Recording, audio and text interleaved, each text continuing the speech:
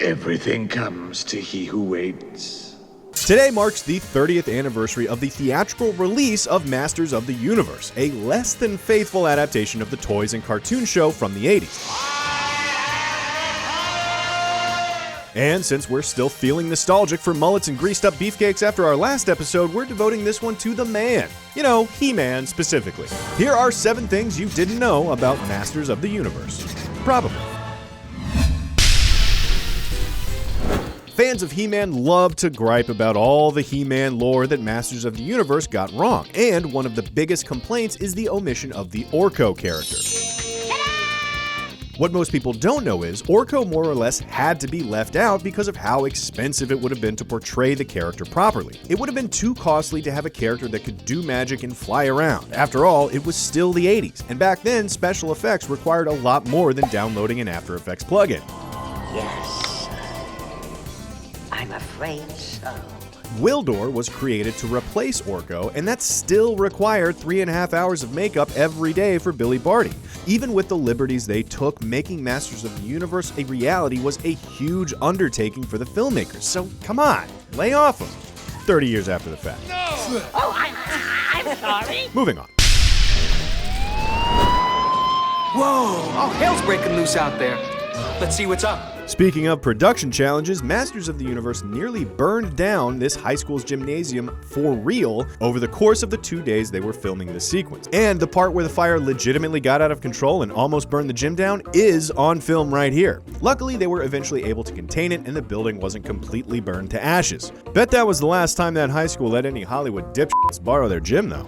Oh, what happened? You don't never want to know.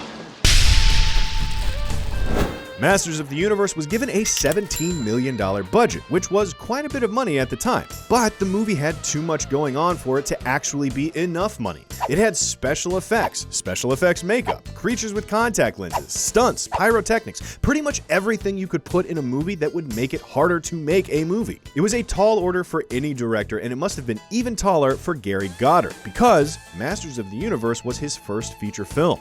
Ever. Unfortunately, it was also his last feature according to IMDb. On the plus side, he's got something called Broadway 4D on the way for 2018, so way to bounce back, Gary! Anyway, hiring a first-time director allowed the production company to stretch the budget farther, but it still wasn't enough to avoid going over budget and an almost catastrophic ending to the film. Masters of the Universe was nearing the end of production, but it was over budget, and the producers were in a panic, so they pulled the plug. Just days before they were going to finish the climactic scene, production was shut down by the higher-ups. In fact, they'd gotten as far as this moment, when we see the staff break, but they had no ending to the sequence to put after it. There was no moment shot where He-Man definitively beats Skeletor. But the director took it upon himself to make sure the film would have a proper ending. It took 2.5 months to make it happen, as well as Gary Goddard contributing some of his own salary to pay for it, but they eventually shot the rest of the battle over the course of a day and a half. Skeletor, it's over. It saved the movie from having an incomplete, totally unsatisfying ending and taught us, yet again, that the suits are pretty much always wrong. They're gone! Only He-Man has this power. Oh, yeah? Battle Armor Skeletor has it too. It's no surprise that at its heart, Masters of the Universe was really made to sell more He-Man toys. But the toys were also meant to help sell movie tickets. So Mattel had a contest that awarded the winner a part in the movie. Unfortunately, by the time the winner was chosen and flown out to the set, all of the parts of the film that take place on Earth were already in the can, and they were shooting exclusively in Eternia. That meant that the little boy who won the contest wouldn't really have anywhere to go in the film that made sense, because they couldn't just have some little kid running around Skeletor's castle. I don't think so.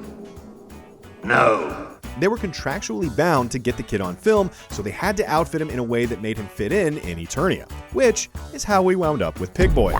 The cutaway to the little guard here is the kid who won the contest, and Mattel's lawyers are pretty much the only reason that this shot is in the film.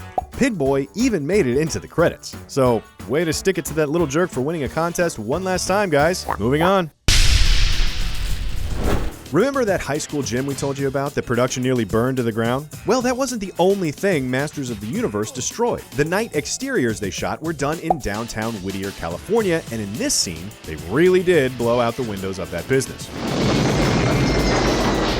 They'd shoot in Whittier from sundown to sunrise each day. At sunrise, they'd have to shut down and reopen the street to all the businesses. It was a nightmare schedule because they had to completely load out all of their gear, cables, and other production junk after every night. Plus, they often wouldn't get to shoot at all until after their midnight dinner break because they'd lose so many hours getting set up all over again each day. Bearing all that in mind, it is very possible they blew up that business out of spite.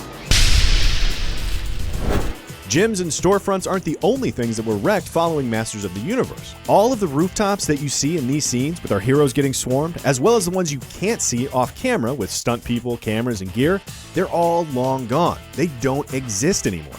The buildings were all destroyed in a devastating earthquake that hit Whittier in 1987. On the plus side, at least this time, production couldn't be blamed.